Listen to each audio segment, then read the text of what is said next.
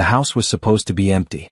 Zara Thompson stood frozen in her own doorway, luggage still in hand, staring at the scene that would destroy everything she thought she knew about her life. Her husband Brandon was in their bedroom with another woman, but that wasn't the worst part. The worst part was watching them laugh as they looked through her phone, reading her text messages out loud while the woman wore the red lingerie Zara had bought for their anniversary surprise.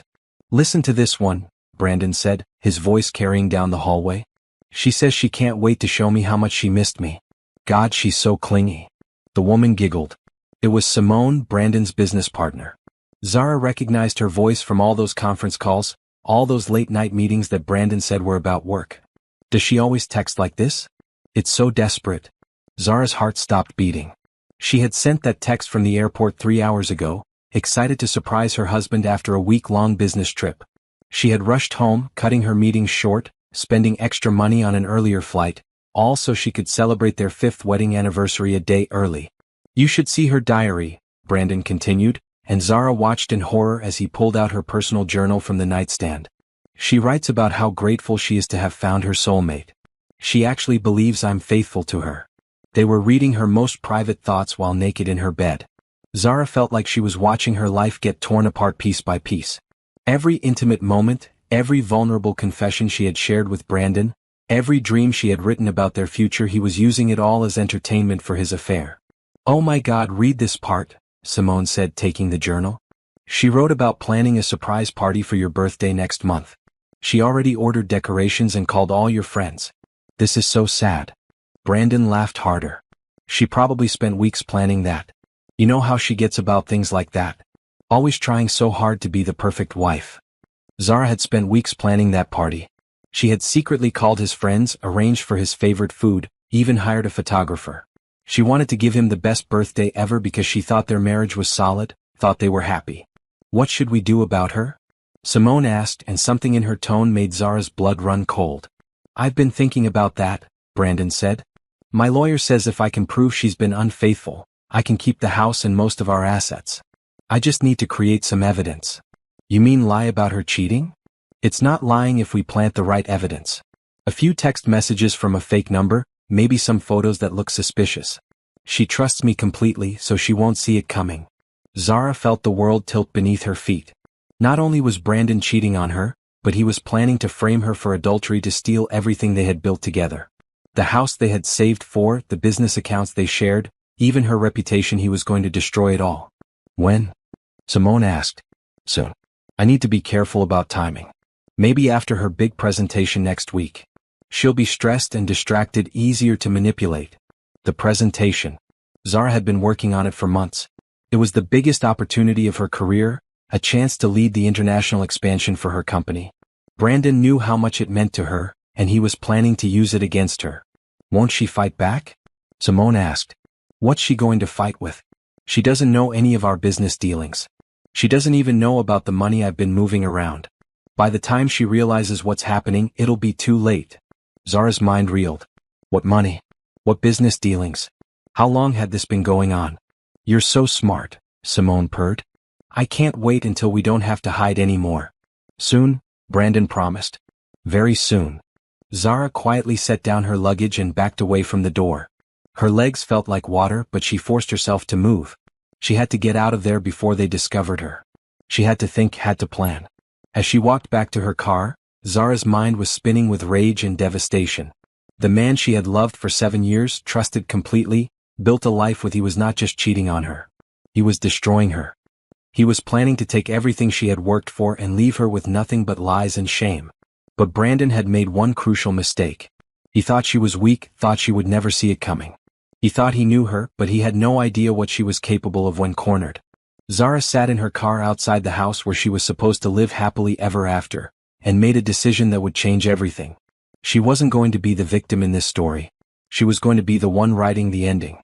And Brandon had no idea what was coming for him. Zara drove for 2 hours without destination, her mind replaying every moment from the past year, searching for signs she had missed. The late nights Brandon claimed were work meetings. The business trips with Simone. The way he had stopped being intimate with her, claiming stress from expanding their real estate business. How could she have been so blind?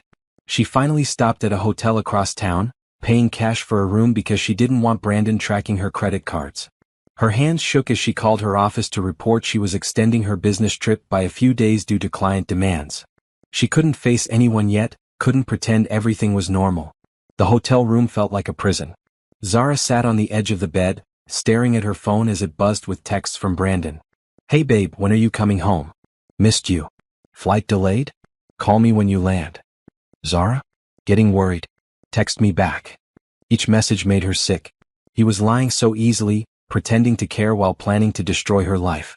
She wanted to scream, to call him and tell him exactly what she had seen, but something stopped her. Maybe it was the shock, or maybe it was survival instinct, but she knew she needed to be smart about this. 3 days passed in a blur of room service and crying. Zara called in sick to work, something she had never done without being actually ill. Her boss, Julian Cross, called personally to check on her. "Zara, this isn't like you," Julian said, his voice concerned. "Is everything all right?" "I'm fine," she lied. "Just a stomach bug. I'll be back tomorrow." But she wasn't fine. When she finally returned to the office, she could barely concentrate. During meetings, she found herself staring into space. She forgot important details, missed deadlines, and her usually sharp presentation skills became scattered and unfocused. Her colleagues noticed. Her assistant, Patricia, kept asking if she needed anything. Her project team exchanged worried glances when she confused client names or forgot which campaign they were discussing. The worst part was going home. Zara had finally returned to the house after a week at the hotel, but everything felt contaminated. The bed where she had found them. The nightstand where they had read her journal. The kitchen where Brandon now cooked dinner and asked about her day as if nothing had happened.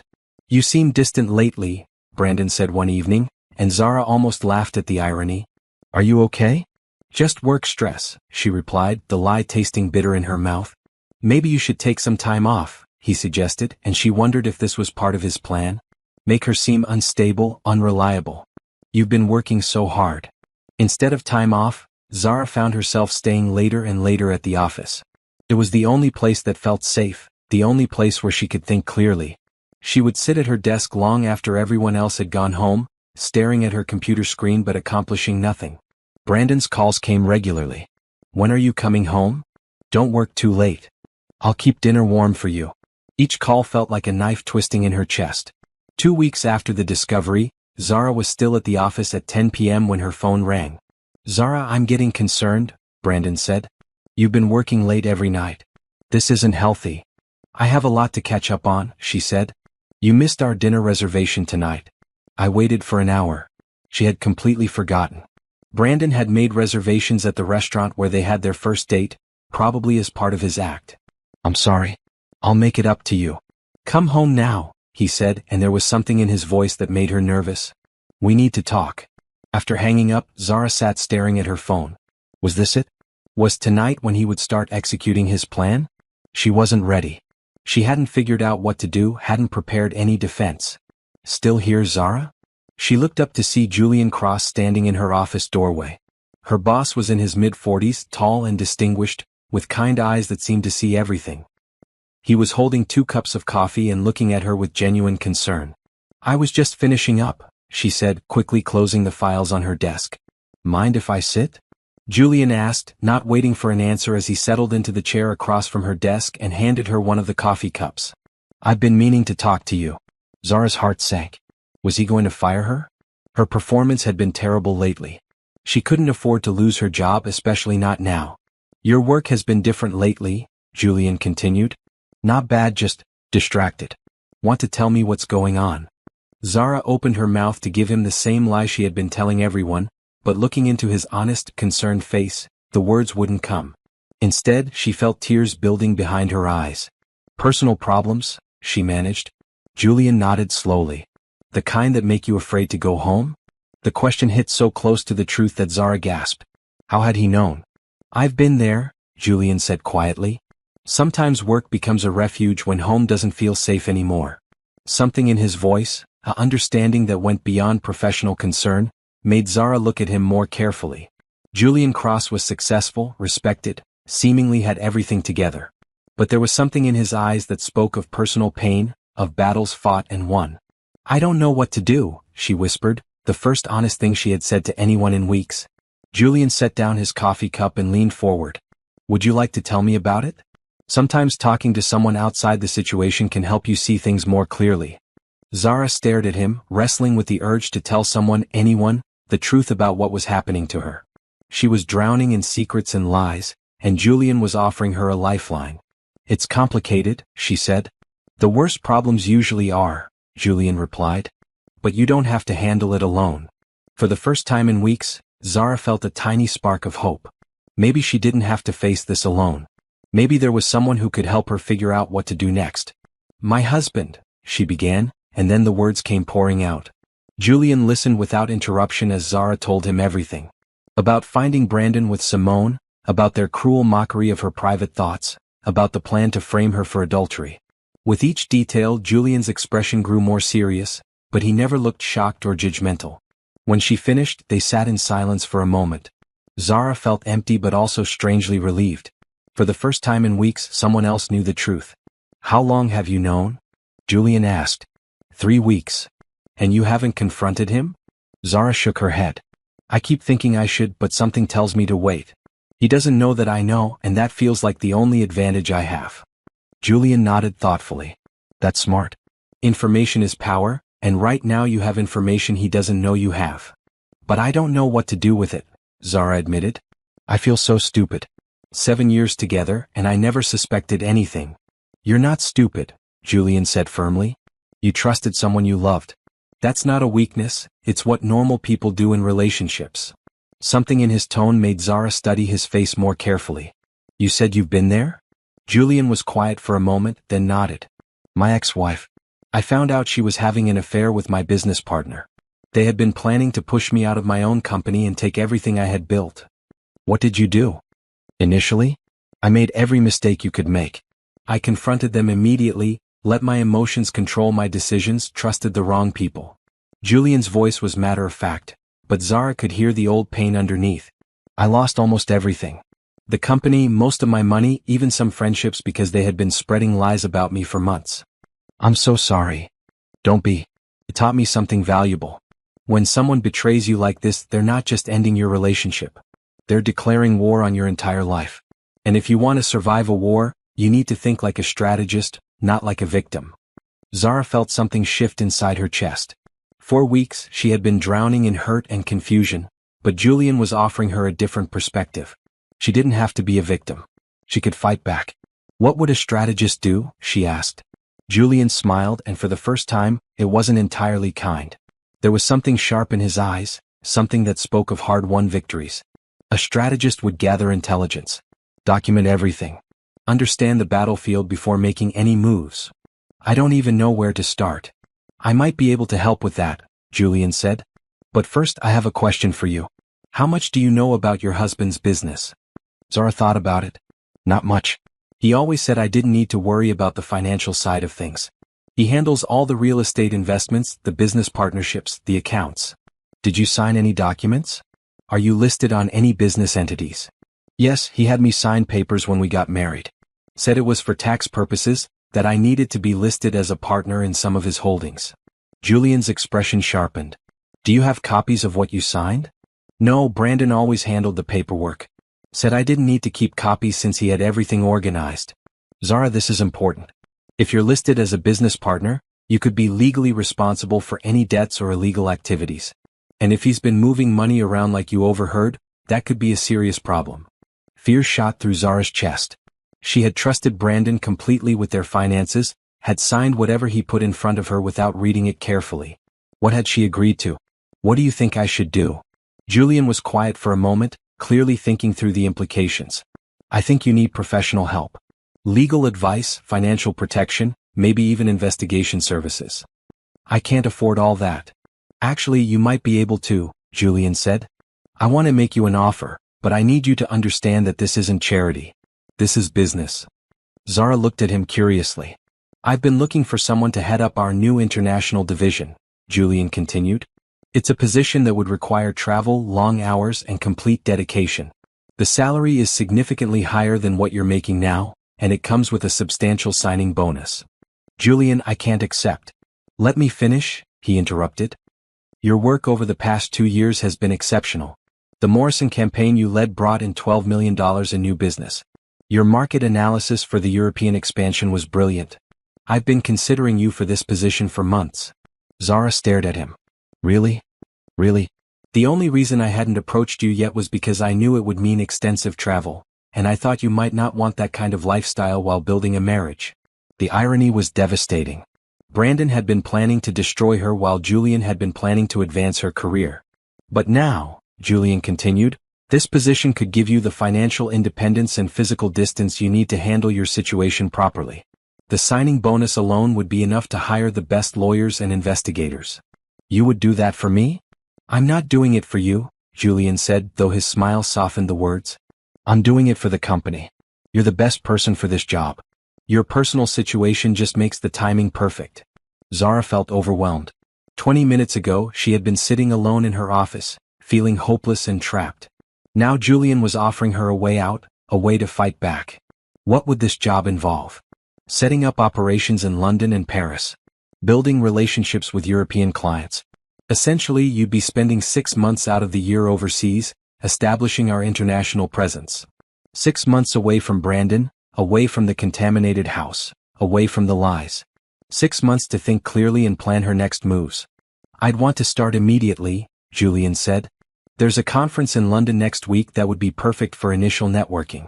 Are you interested? Zara thought about Brandon waiting for her at home, probably planning his next move in his campaign to destroy her. She thought about Simone laughing at her private thoughts. She thought about the lies, the manipulation, the theft of her money and her dignity. Yes, she said. I'm very interested. Julian smiled, and this time it was genuine warmth. Good. There's just one thing I want you to promise me. What? Don't make any major decisions about your personal situation until you've had time to think clearly. Don't confront Brandon, don't move out, don't file for divorce. Just focus on the job and let everything else settle in your mind. Why? Because right now you're angry and hurt, and those are terrible emotions for making strategic decisions. Give yourself time to get strong again, to understand your options. When you're ready to act, you'll know it and you'll do it right. Zara nodded, feeling something she hadn't experienced in weeks. Hope. Thank you, she said. Don't thank me yet, Julian replied. Wait until after you've secured our London office and negotiated 3 major international contracts. Then we'll talk about thanks. For the first time since discovering Brandon's betrayal, Zara laughed. It felt strange but good, like a muscle she had forgotten how to use. When do I start? Tomorrow. We have a lot to prepare before London. As Julian stood to leave, Zara felt the urge to ask him one more question. Julian? After what happened with your ex-wife, did you ever get your company back? Julian paused at the door and turned back to her, that sharp smile returning to his face. I did better than that. I built a new company that's worth 10 times what the old one was. And my ex-wife and former partner? Their company failed within 2 years. Turns out they were better at betrayal than they were at business. After he left, Zara sat in her office for a long time, thinking about what Julian had said. She didn't have to be a victim. She could be a strategist. She could fight back. And when she was ready, she was going to win. The next morning, Zara arrived at the office early to find a formal offer letter on her desk. The salary was double what she currently made, and the signing bonus was enough to change everything. She read through the contract carefully, something she wished she had done with the documents Brandon had her sign. Julian knocked on her door at 9 sharp. Have you had a chance to review the offer? Yes. When would I start traveling? The London conference is next Wednesday. If you accept today, we can have your travel documents and hotel arranged by Friday. Julian sat across from her desk. I should mention this position reports directly to me. We'll be working closely together. Something in his tone made Zara look at him more carefully. Is that a problem? Not for me. But I want to make sure you're comfortable with it given everything going on in your personal life. Zara appreciated his directness. Julian was offering her professional advancement and personal escape, but he was also being honest about the complications. I can handle working together, she said. Can you? Julian smiled. I've been hoping to work more closely with our best strategist. The fact that you need this opportunity right now is just good timing. Then I accept. Excellent. Julian handed her another folder. These are the contacts I've arranged for you in London. But before you leave, I want to introduce you to someone here in the city. Who? Nicole Pierce. She's a lawyer who specializes in complex divorce cases, particularly those involving business assets and fraud.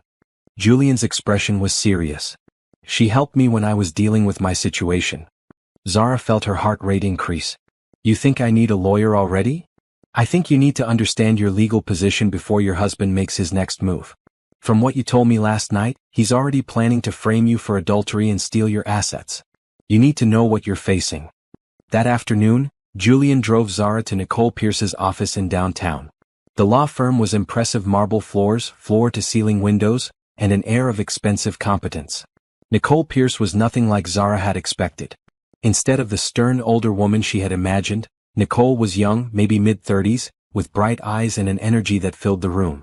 Julian told me about your situation, Nicole said without preamble after they were seated in her office.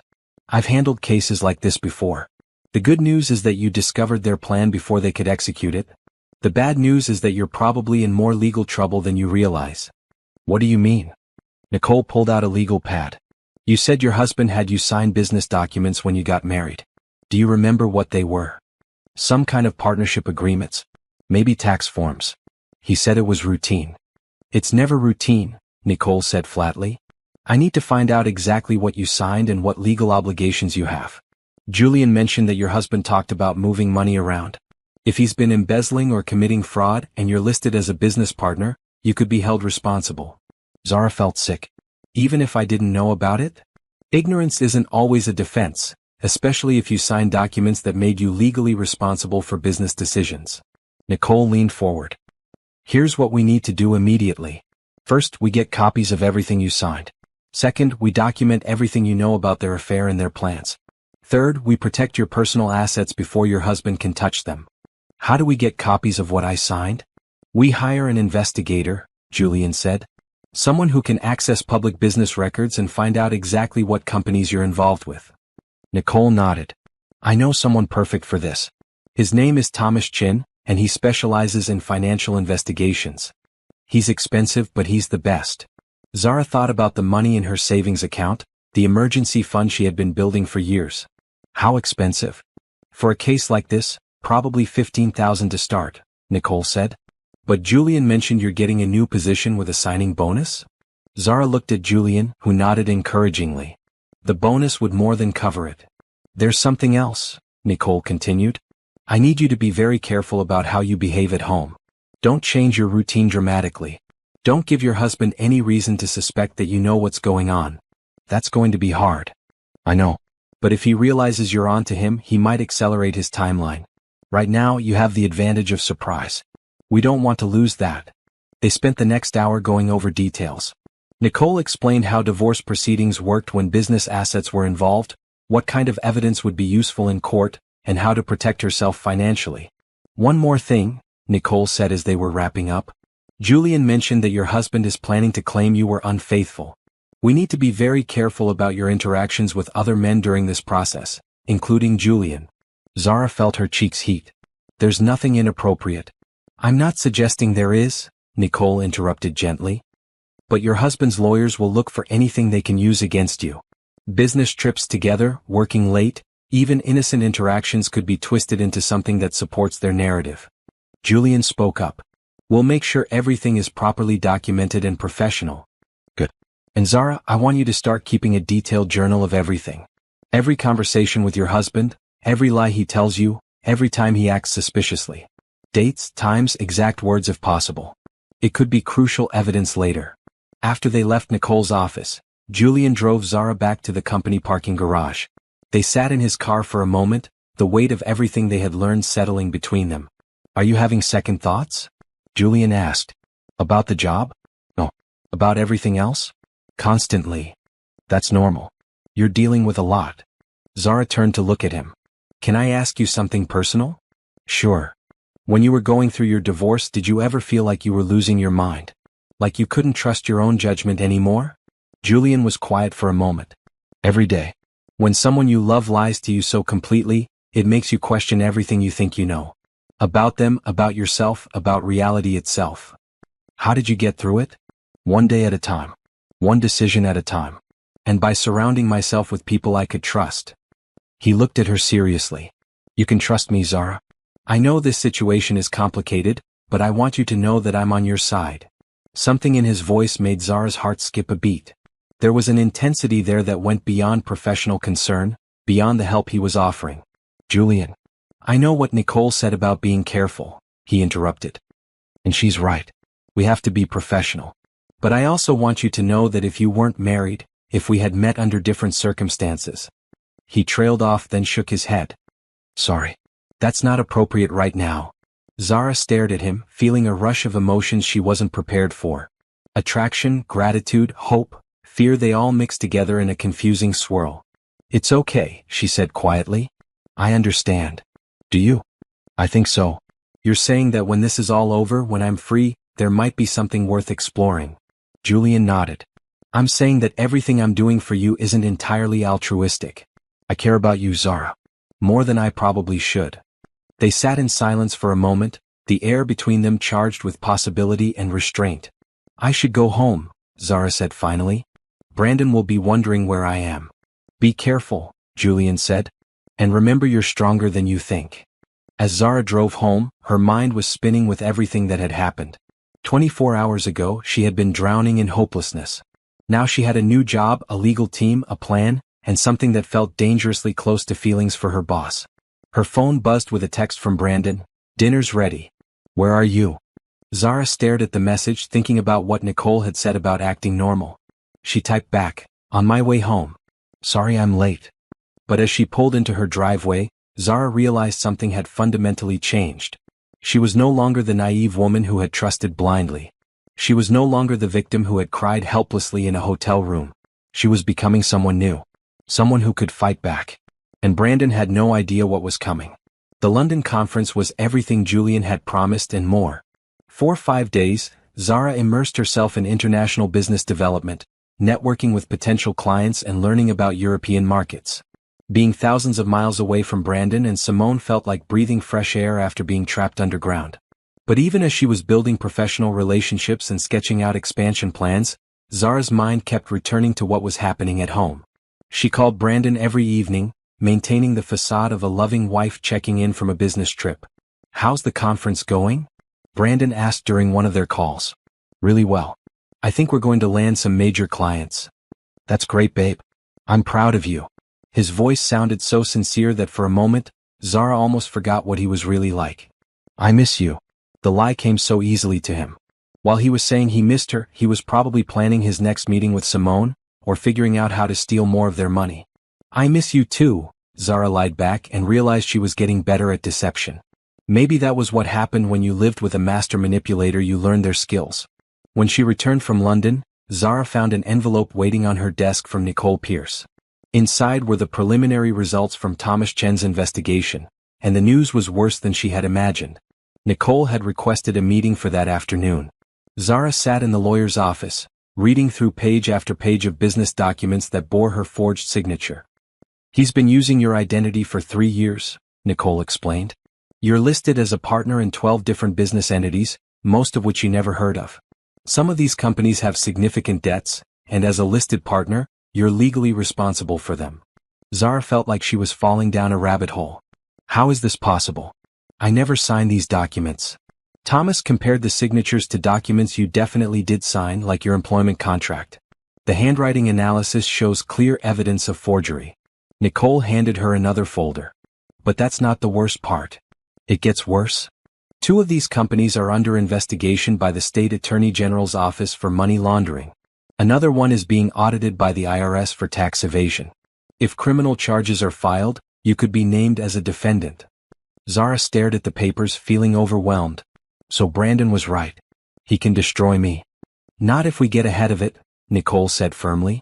"The fact that we can prove the signatures were forged gives us a strong defense. But we need to act quickly. What do you recommend?" "We file a police report about the identity theft immediately. We also need to file documents with the state removing you from these business entities. And we need to gather more evidence about Brandon and Simone's affair to support your case for divorce." Over the next 2 weeks, Zara lived a double life. During the day, she worked on her new international division, planning the Paris office opening and managing the relationships she had built in London. Julian was supportive and professional, though she occasionally caught him looking at her with an intensity that made her heart race. How are you holding up? Julian asked one evening as they finished reviewing proposals for the European expansion. Some days are better than others, Zara admitted. The investigation is turning up things I never imagined. Like what? Zara hesitated, then decided Julian deserved to know what he was dealing with. Brandon has been using my identity to commit financial crimes for years. I could face criminal charges. Julian's expression darkened. Nicole will protect you from that. You're the victim here, not the perpetrator. I hope the courts see it that way. They will. You have documentation that the signatures were forged, and you have witnesses who can testify that Brandon handled all the business affairs without your knowledge. That night, Zara went home to find Brandon in an unusually good mood. He had cooked her favorite dinner and opened a bottle of expensive wine. What's the occasion? She asked, trying to sound pleased rather than suspicious. Can't I celebrate my wife's success? Julian told everyone at the Chamber of Commerce meeting that you're heading up the international division now. I'm so proud of you. Zara's blood chilled. Brandon had been at a Chamber of Commerce meeting with Julian? She hadn't known they moved in the same professional circles. You talked to Julian? Just briefly. He mentioned how impressed he's been with your work. Said you're traveling a lot for the new position. There was something in Brandon's tone that made Zara nervous. Was he fishing for information? Did he suspect something? The job requires international travel, she said carefully. Of course. I just want to make sure you're not overworking yourself. You've seemed stressed lately. I'm fine. Are you? Because I've been thinking maybe we should take a vacation together. Reconnect. What do you think about a long weekend in the mountains? Zara forced herself to smile. That sounds nice. When were you thinking? Next weekend. I already made reservations at that cabin we went to for our honeymoon. The request sent alarm bells ringing in Zara's head. Brandon wanted to get her alone, away from the city, away from work, away from anyone who might help her. Nicole's words echoed in her mind. If he realizes you're on to him, he might accelerate his timeline. I can't next weekend, she said. I have meetings scheduled with the Paris team. Can't Julian handle those? It's my project, Brandon. I need to be there. For just a moment, she saw something flash across Brandon's face. Anger, maybe, or frustration. But it was gone so quickly that she almost thought she had imagined it. Of course, he said smoothly. Work comes first. How about the weekend after that? Maybe. Let me check my calendar. That night, Zara lay awake beside Brandon, wondering what he was really planning. The cabin was isolated, 3 hours from the city with no cell phone service. If Brandon was ready to execute his plan to frame her for adultery, the cabin would be the perfect place to plant evidence or stage photos that would support his lies. The next morning, Zara called Nicole from her office. He's trying to get me alone, she reported. He wants to take a trip to an isolated cabin. Don't go, Nicole said immediately. Thomas has found more evidence of financial fraud, and we're getting close to understanding the full scope of what Brandon has been doing. If he's feeling pressure, he might be dangerous. Dangerous how? You said no weapons.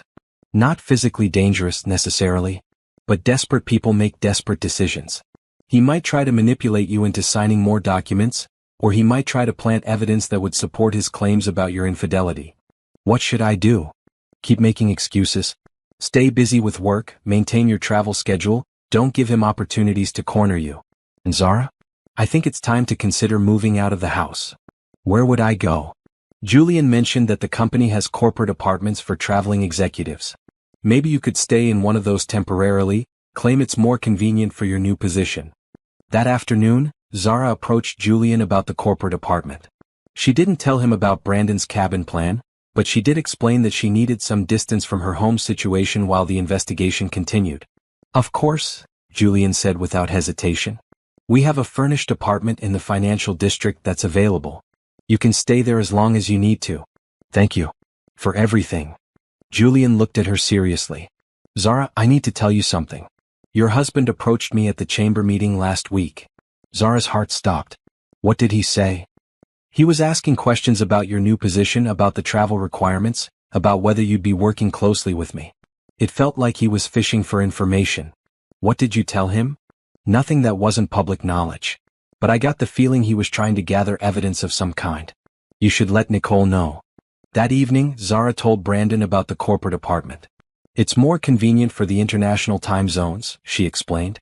I'll be taking calls with London and Paris at all hours. I don't want to keep waking you up.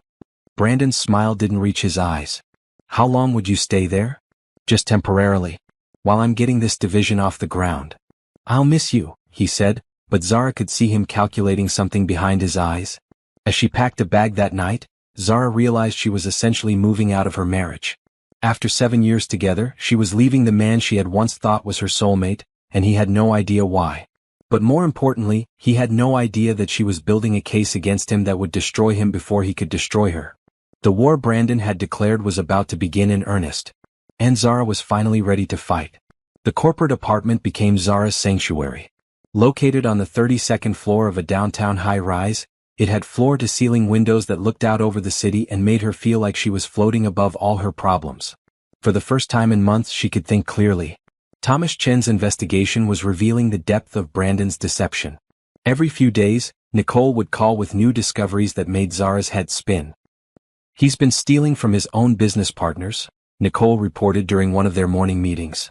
The real estate deals he's been making with Simone involve properties that don't actually exist.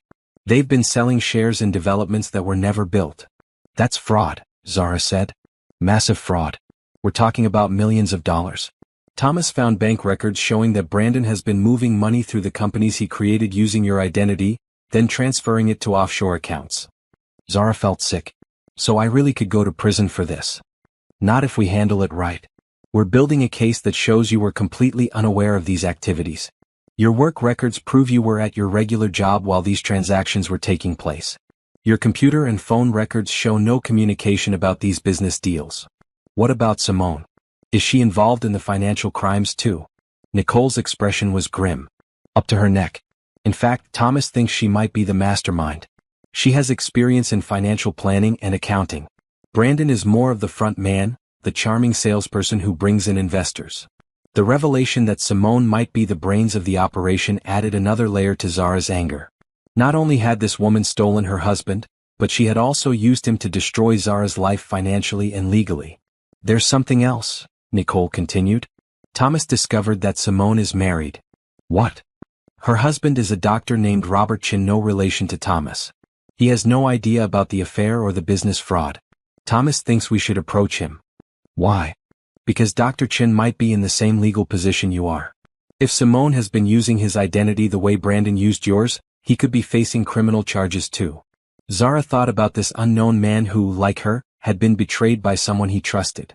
Should we warn him? I think we should. But carefully. We don't want to tip off Simone that we're onto them. Meanwhile, at work, Zara was thriving in her new position.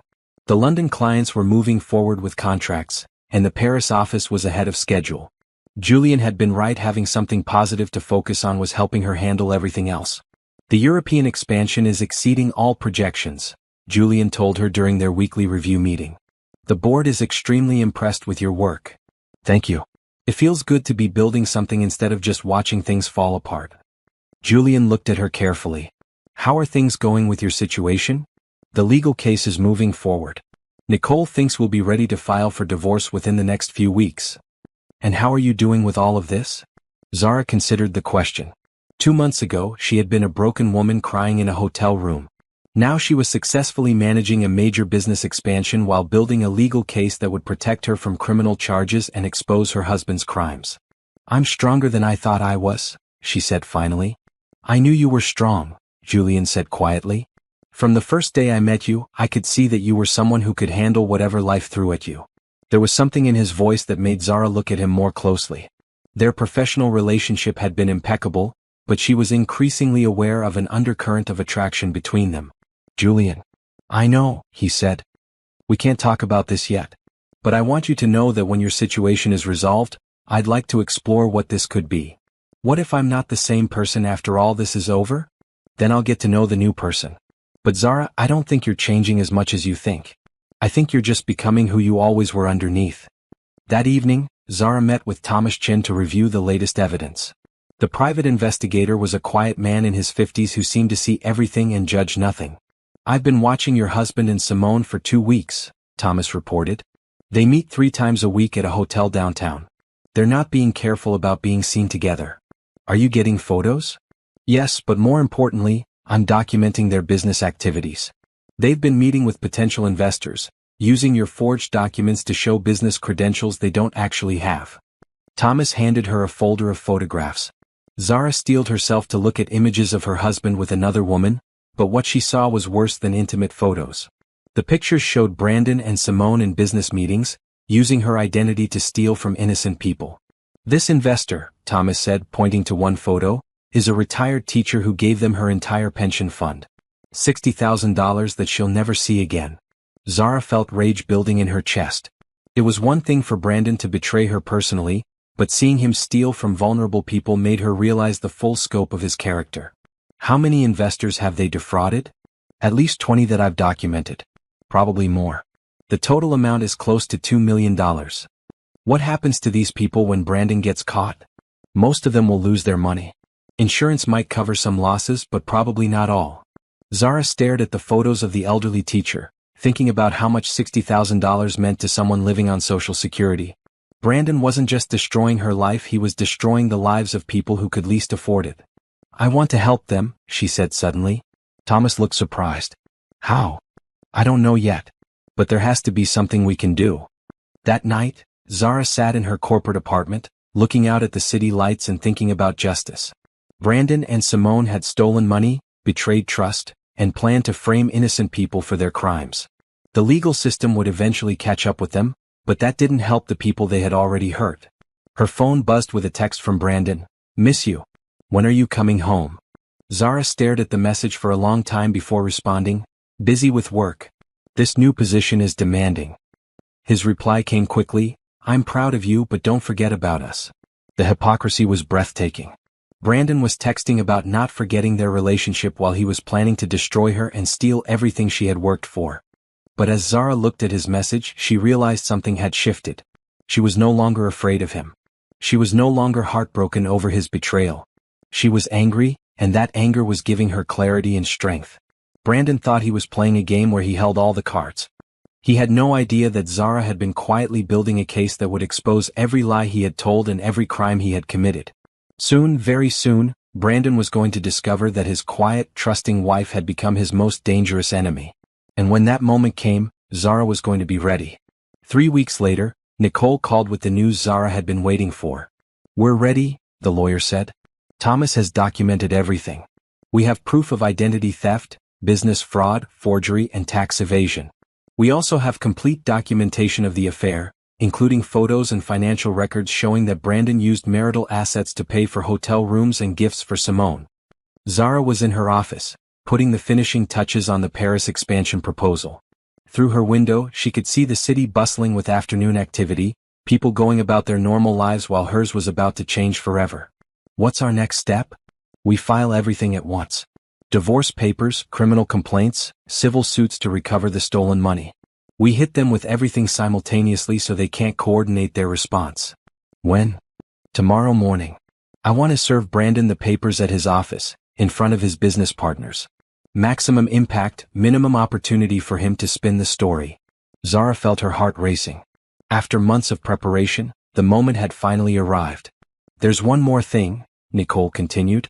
Thomas contacted Dr. Chin, Simone's husband. He wants to meet with you. Why? Because he's in the same situation you were in 6 months ago. He just found out about the affair and the financial crimes. He's angry, scared, and looking for allies. That afternoon, Zara met Dr. Robert Chin at a coffee shop downtown. He was a thin, soft-spoken man in his 40s who looked like he hadn't slept in days. I don't understand how this happened, he said, stirring his coffee nervously. Simone handled all our finances. I trusted her completely. I know exactly how you feel, Zara said gently. 6 months ago, I was sitting where you are now. Your investigator says Simone has been stealing from people using my business credentials. I could lose my medical license over this. We're going to make sure that doesn't happen. The evidence shows that you had no knowledge of these activities, just like me. Dr. Chen looked at her with desperate hope. What do? We fight back. Together. The next morning, Zara woke up early in her corporate apartment and dressed carefully. She chose a navy blue power suit that made her feel confident and professional. Today was the day she would stop being a victim and start being a warrior. At 9 a.m., Nicole called to confirm that the papers had been served. Brandon is in complete shock. According to the process server, He turned white and started calling people frantically. What about Simone? She's being served at her office right now. Dr. Chin is filing his own divorce papers and criminal complaints this afternoon. Zara sat in her office, trying to concentrate on work while her phone buzzed constantly with calls from Brandon. She let them all go to voicemail. Finally, she listened to one of the messages. Zara, what the hell is going on? I got served with divorce papers and some kind of criminal complaint. This is insane. Call me back immediately. His voice was panicked, angry, and completely bewildered. Brandon had thought he was in control of the situation, had thought Zara was the naive wife who would never see his betrayal coming. The shock in his voice was deeply satisfying. The second message was more desperate. Zara, please call me. There's been some kind of mistake. I can explain everything. We can work this out. The third message was angry. I know you're getting these messages. This is ridiculous. You're destroying our marriage over a misunderstanding. Zara deleted all the messages without listening to the rest. At lunchtime, Julian knocked on her office door. How are you holding up? Better than I expected. It feels good to finally take action instead of just reacting. Have you heard from your husband? He's called about 20 times. I'm not taking his calls. Julian nodded approvingly. Nicole's advice? Nicole's advice.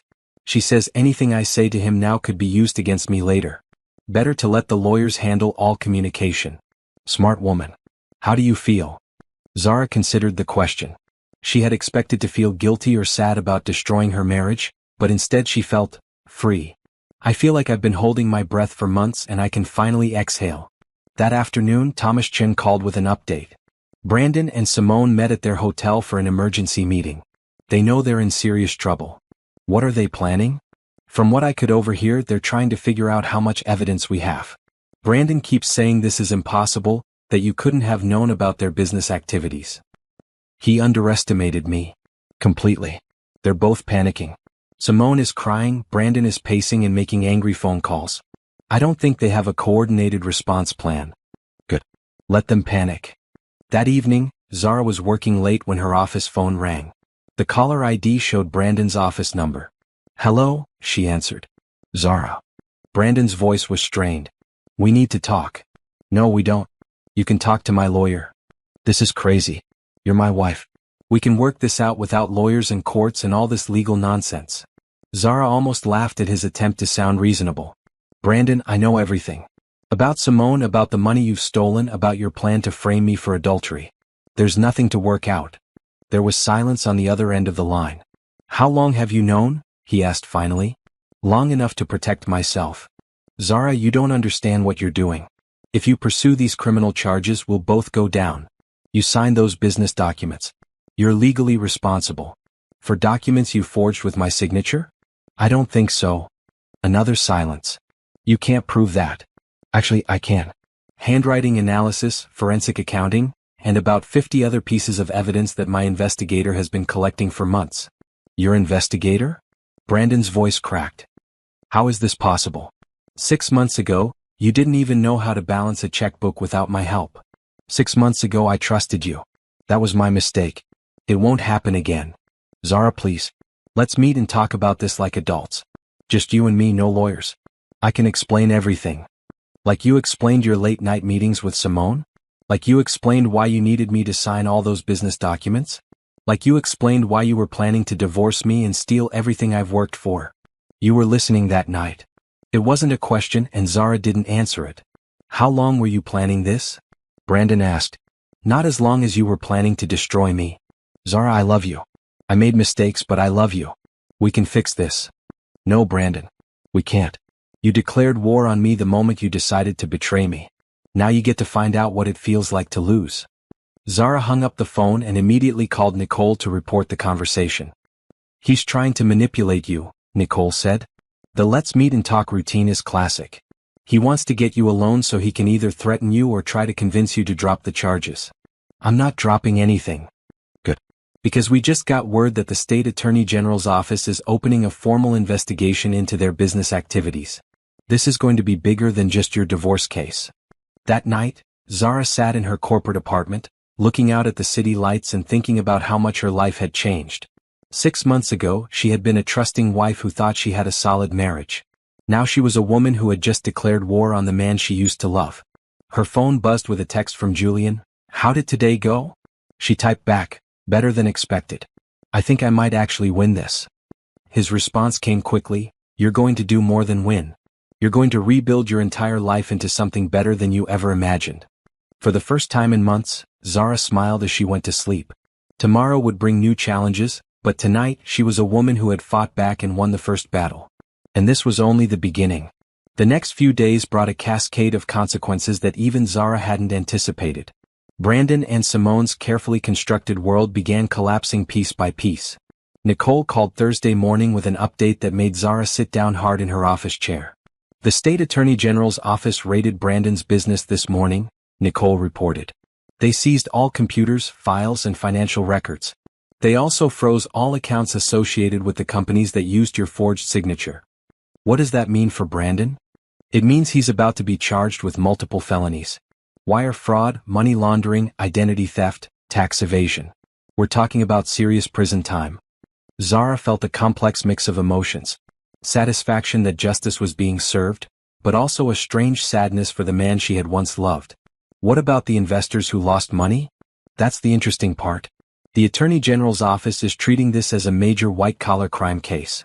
They're going to try to recover as much money as possible for the victims. How much trouble is Simone in? More than Brandon, actually. Thomas's investigation shows that she was the one who planned most of the financial schemes. Brandon was the front man, but Simone was the architect. That afternoon, Thomas Chen called with news about Dr. Chen's situation. "Simone's husband is filing his own criminal complaints," Thomas reported.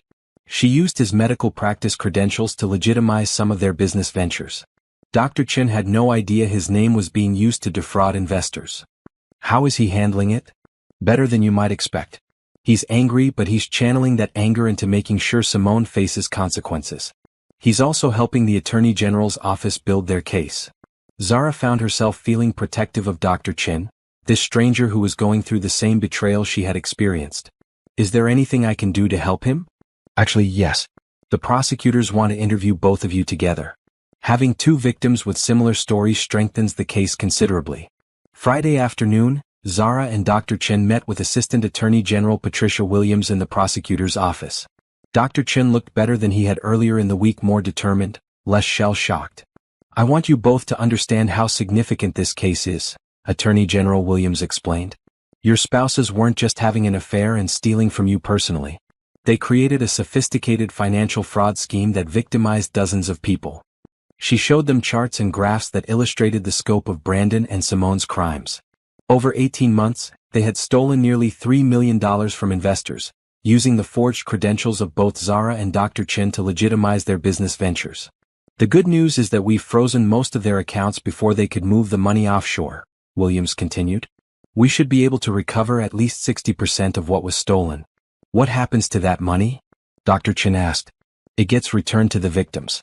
That includes both of you, since they used your identities and your personal assets to commit these crimes." After the meeting, Zara and Dr. Chen walked to a nearby coffee shop. Despite the circumstances, Zara found herself liking the quiet doctor. "I keep thinking I should have seen the signs," Dr. Chen said as they sat down with their drinks. "I thought the same thing for months," Zara replied. "But the truth is we saw what they wanted us to see. They were professional manipulators." "How did you find the strength to fight back?"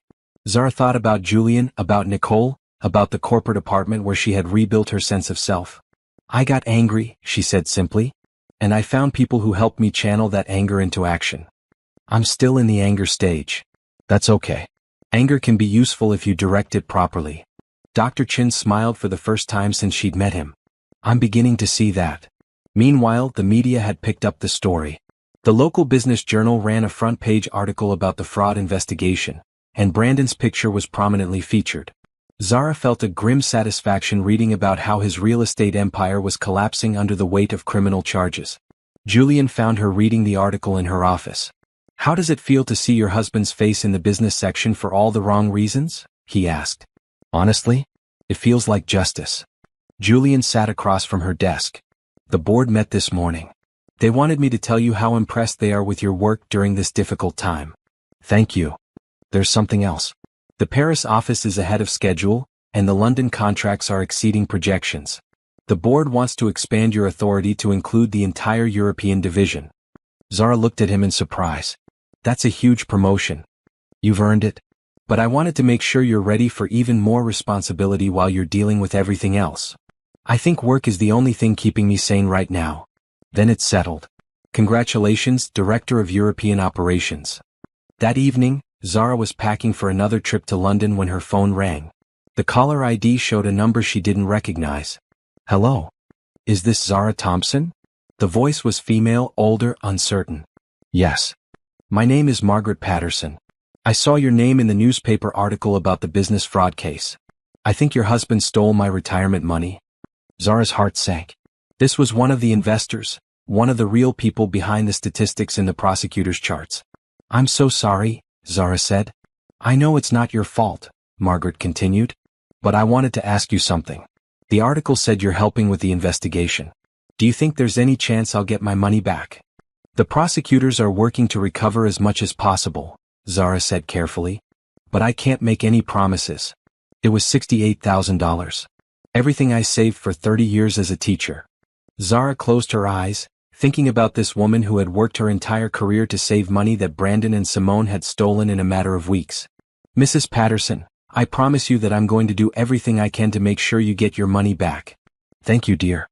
I just needed to hear that someone cares about what happened to us little people. After hanging up, Zara sat in her corporate apartment feeling overwhelmed by the scope of the damage Brandon and Simone had caused. It wasn't just about her marriage or her personal betrayal anymore. They had destroyed the lives of people like Margaret Patterson, people who could least afford it. Her phone buzzed with a text from Julian. Saw the article. Are you okay? She typed back, I will be when they're both in prison. His response came quickly, they will be. And you're going to come out of this stronger than ever. Zara stared at Julian's message, thinking about everything that had changed in the past 6 months.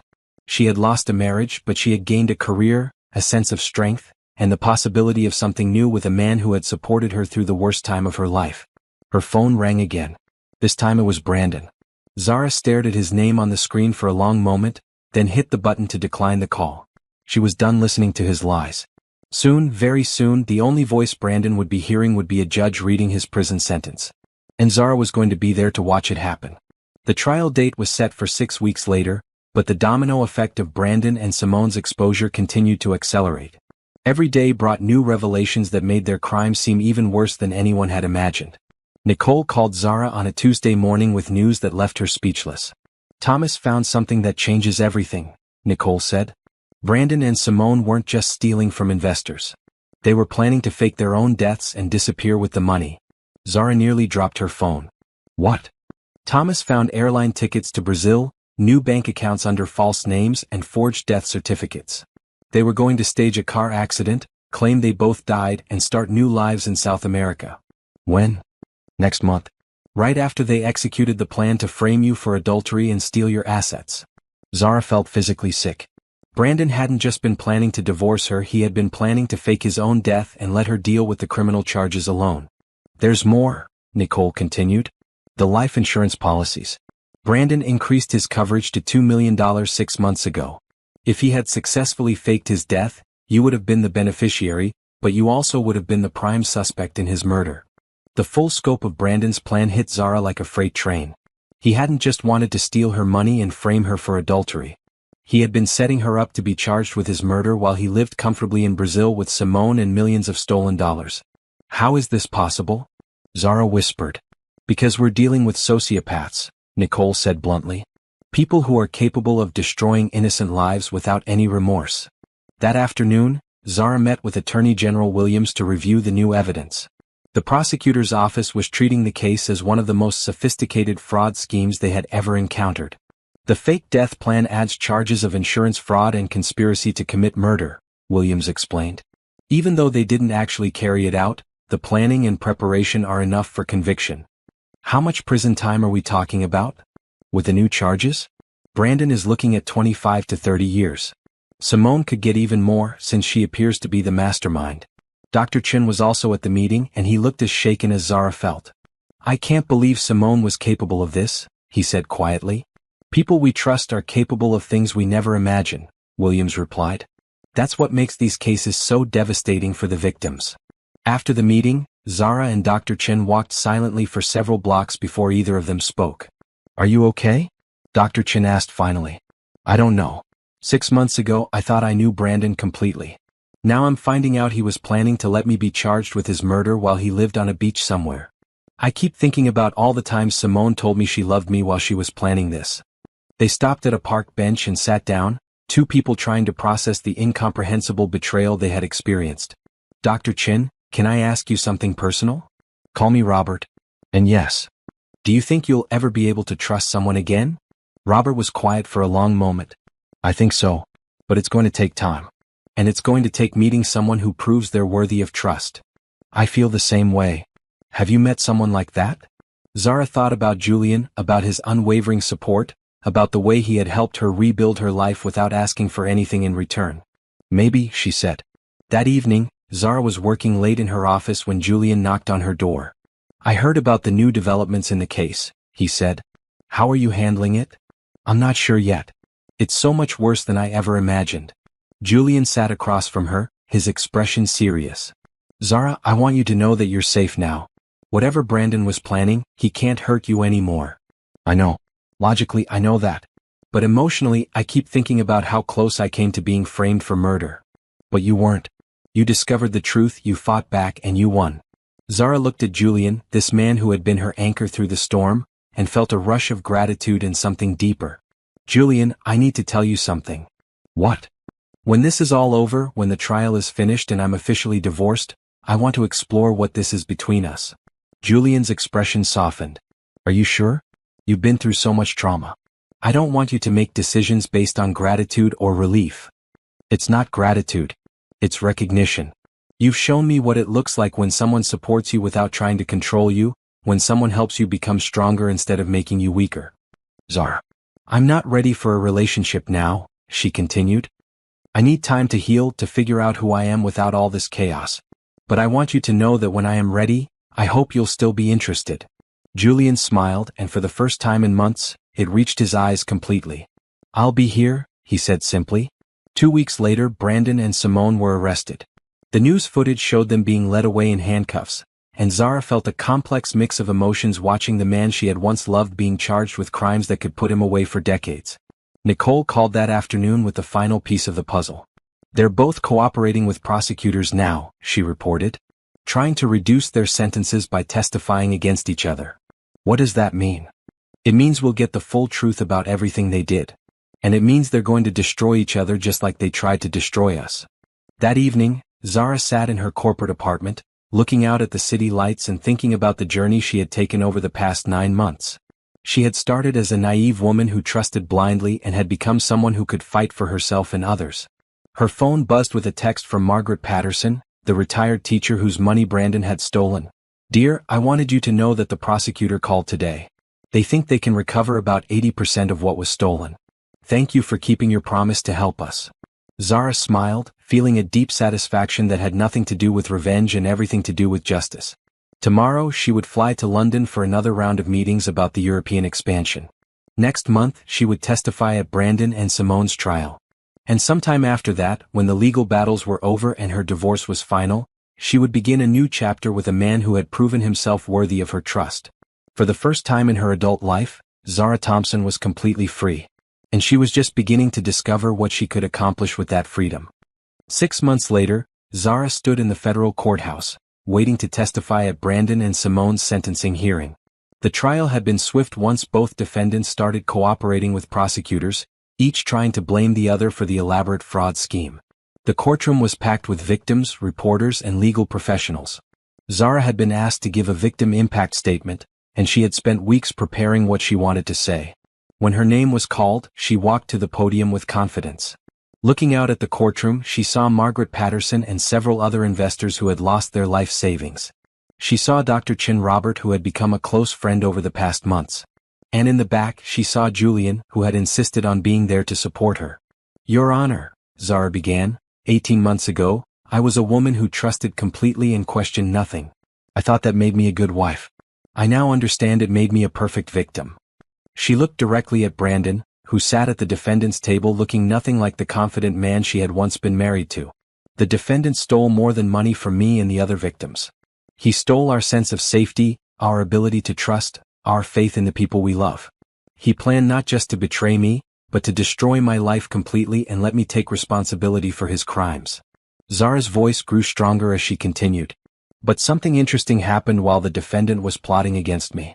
I discovered that I'm much stronger than either of us ever imagined. I discovered that I could fight back, that I could protect myself and help protect others. She looked around the courtroom at the other victims. The defendant thought he was taking everything from us. Instead, he gave us the opportunity to discover what we're truly capable of when we refuse to be victims. Zara turned back to the judge. I don't want revenge, Your Honor. I want justice. I want the defendant to face consequences for his choices, and I want the victims to get their money back. But mostly, I want other people in similar situations to know that they don't have to accept betrayal silently. They can fight back. They can win. When she finished, the courtroom was completely silent for a moment before the judge nodded and called the next witness. After the hearing, Zara met with Nicole and Thomas Chin in the courthouse lobby. The judge is going to sentence them to the maximum, Nicole reported. Brandon will get 28 years, Simone will get 32. And the restitution order means that 85% of the stolen money will be returned to victims. What about Margaret Patterson? She'll get almost all of her money back. So will most of the other investors. Zara felt a deep satisfaction. Justice had been served, and the people who had been hurt would be made as whole as possible. Robert Chin joined them, looking relieved and exhausted. How are you doing? Zara asked him. Better than I expected. It feels good to see them face consequences. Any regrets? Just one. I regret that it took this to show me what I'm capable of when I stand up for myself. Over the past few months, Robert had surprised everyone by becoming a fierce advocate for fraud victims. He had started a support group, worked with legislators on stronger white-collar crime laws, and even changed his medical practice to focus on helping people who had suffered trauma from financial crimes. What's next for you? Thomas Chin asked Zara. I'm flying to Rome tomorrow to open our Italian office, she said. Then back to London for the European Leadership Conference. And personally? Zara smiled. Personally, I'm taking things one day at a time. But that wasn't entirely true. Over the past few months, her relationship with Julian had evolved from professional support to genuine friendship to something deeper. They had been careful, taking things slowly, making sure their connection was real and not just a product of the crisis they had weathered together. Last week, Julian had asked her to have dinner with him when she returned from Rome. Not a business dinner, not a support session, but an actual date. Their first official date as two free people exploring what they could build together. Any advice for other people going through something like this? Nicole asked. Zara thought about everything she had learned over the past year. Don't try to handle betrayal alone, she said finally. Find people you can trust, build a team, and fight back strategically. Don't let anyone convince you that you're powerless. That evening, Julian drove Zara to the airport for her flight to Rome. How does it feel to have closure? He asked as they pulled up to the terminal. It feels like the end of one story and the beginning of another. Speaking of new beginnings, I have something to tell you. Zara looked at him curiously. The board approved the budget for the Asian expansion. They want you to head that division too. Julian, that's incredible. It would mean more travel, more responsibility, and a salary that would make you one of the highest paid executives in the company. Are you trying to get rid of me? She teased. Quite the opposite. I'm trying to give you everything you deserve professionally so that when we have our dinner next week, you'll know it's not about business. Zara felt her heart skip a beat. And what will it be about? It'll be about a man who's been falling in love with an amazing woman, hoping she might feel the same way.